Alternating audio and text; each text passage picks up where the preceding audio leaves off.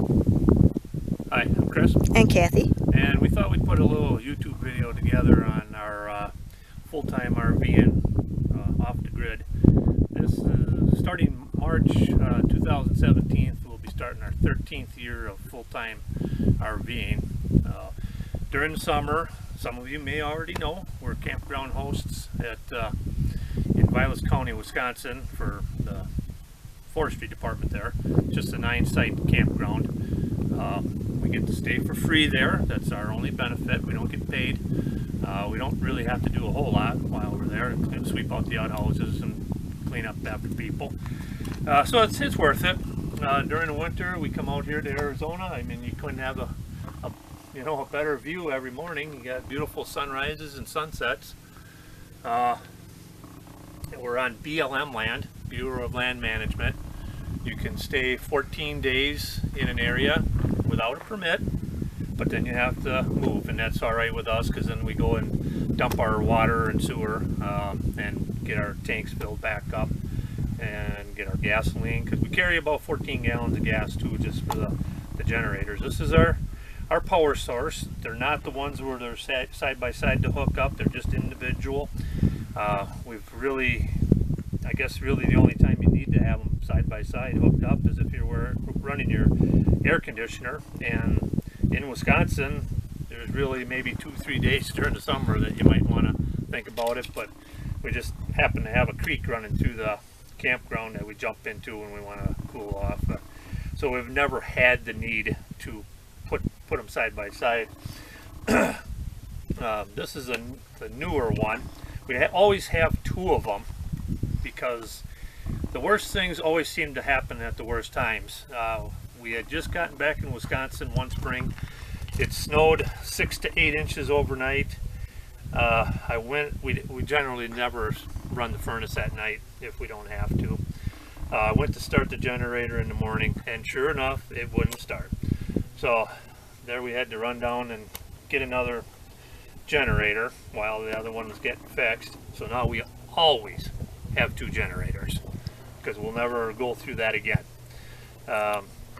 This is a newer one, and I just wanted to mention about this newer one that the caps that come with this is a lot different than the older one.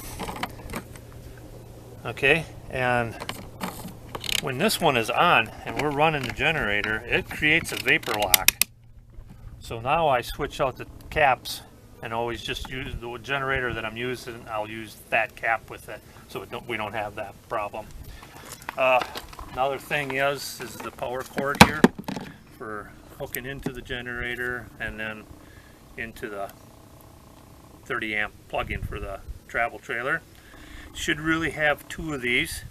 We just only have the one right now because the last time we were plugged in, one of these burnt out, one of the plug-ins. So it's a good thing we had a second one. I'll go get another one as soon as we get back into town again.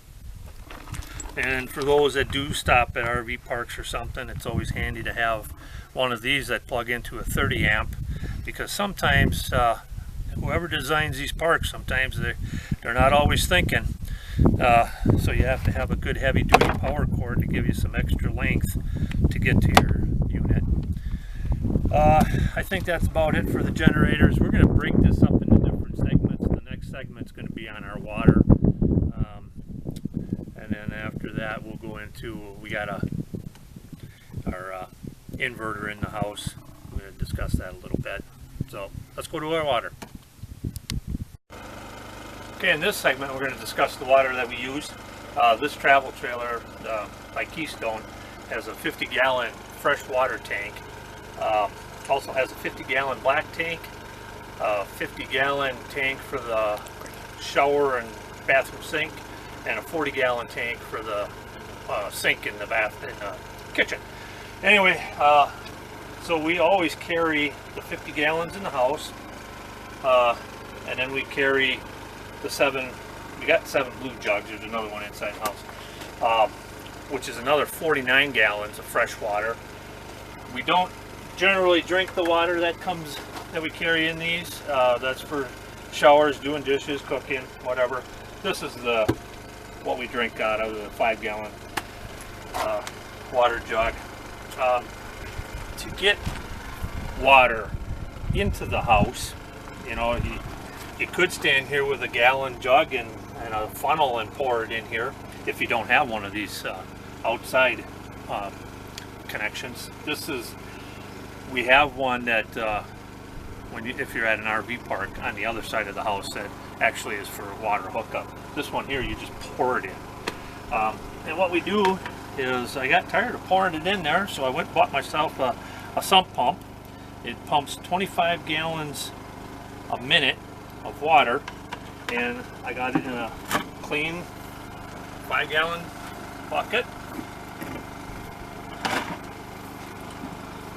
I just take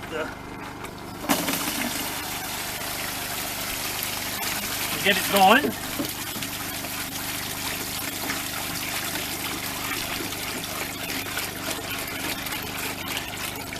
Now that I got it that far, and lucky for us, this trailer has a outside outlet right here.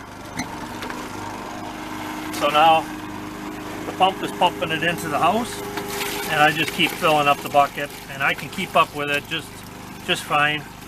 We can put in the 50 gallons really in just a couple of minutes, being that it's a 25 gallon per minute pump.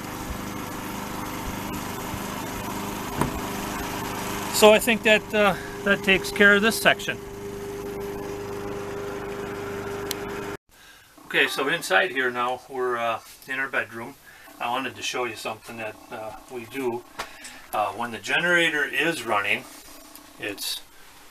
We have our battery charger plugged in, and it runs over here and charges a deep cell marine battery, and that's hooked up to our 400 watt peak inverter, and that runs our computer. And if I turn it on, we can watch TV in the morning or at night without having the generator going, and that's really been a nice feature to have. We can usually watch, 4 hours of TV without any problem. And then every time that the generator starts up, it's charging the battery. The other good thing about that is if I ever end up with a dead battery on my van, I got a backup battery and a battery charger to start the van. Also got an inverter that if I need to have power with the van, I can run a drill or something like that. So this has been a pretty nice thing to have.